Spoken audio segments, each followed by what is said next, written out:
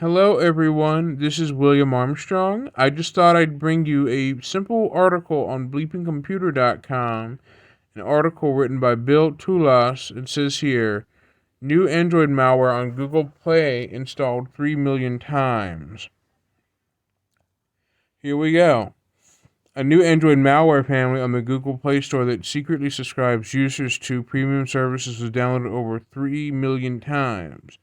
The malware named autolycos was discovered by Avena security researcher Maxime Ingrao to be in at least 8 Android applications, 2 of which are still available on the Google Play Store at the time of this writing.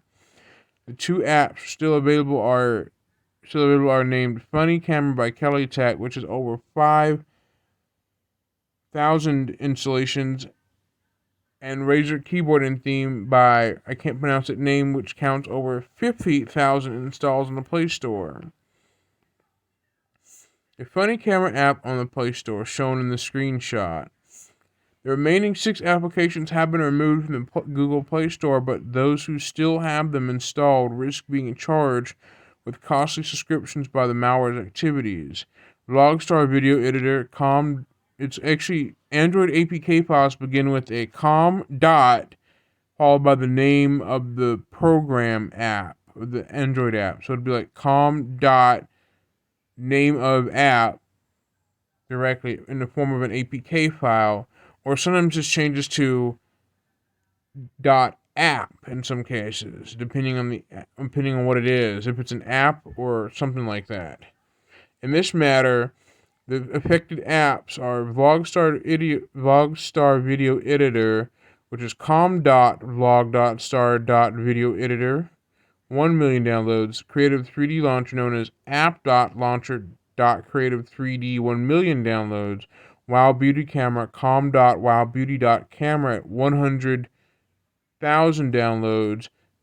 GIF Emoji Keyboard at com.gif.emoji.keyboard at 100,000 downloads.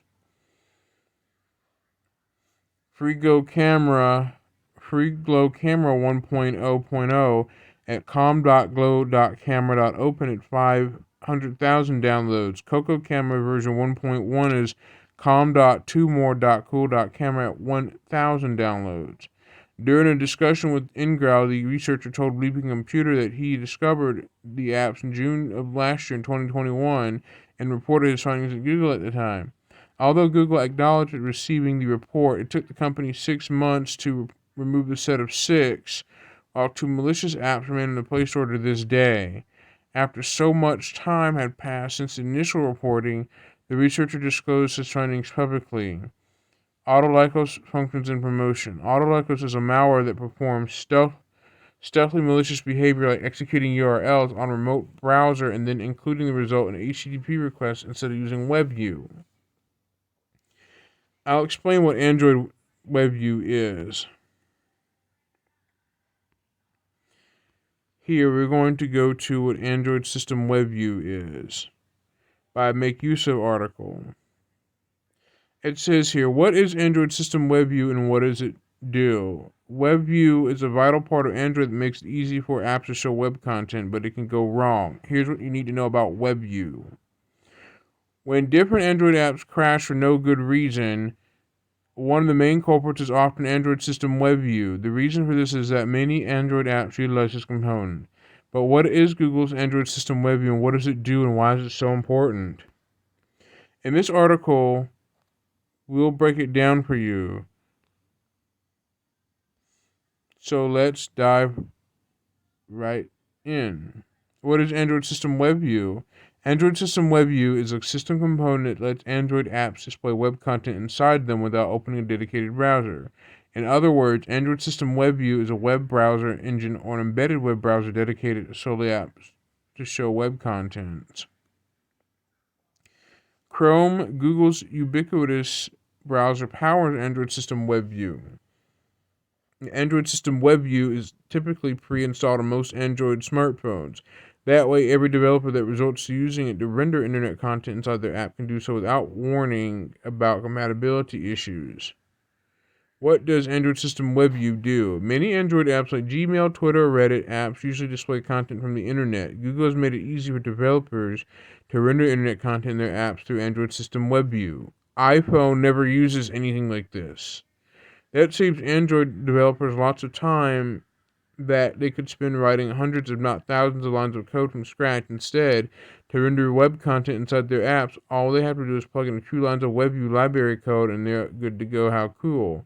Is it safe to disable Android System WebView? The answer is no. I repeat, no.